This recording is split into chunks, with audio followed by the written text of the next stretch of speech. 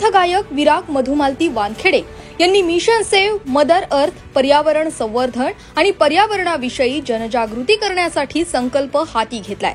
त्यांच्या याच green walkathon या उपक्रमाअंतर्गत वाशी येथील विष्णुदास भावे नाट्यगृह इथे भव्य भक्ती संध्या कार्यक्रमाचं आयोजन करण्यात आलं होतं। या कार्यक्रमाप्रसंगी प्रमुख पाहुणे म्हणून ऐरोलीचे आमदार गणेश नाईक आणि माजी आमदार आणि नवी मुंबई भाजप जिल्हाध्यक्ष संदीप नाईक हे उपस्थित होते।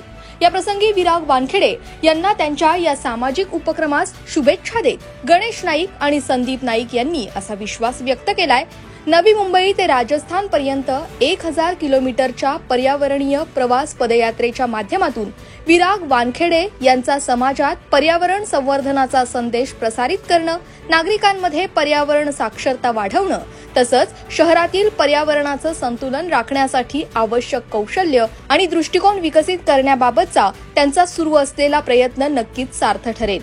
दर्शकांना सांगू इच्छितो की विराग मधुमालती वानखेडे यांनी नेत्रदान, पर्यावरण जागृती आणि सामाजिक उन्नतीसाठी केलेल्या विविध उपक्रमांद्वारे 5 वेळा गिनीज वर्ल्ड रेकॉर्ड केलेले आहे।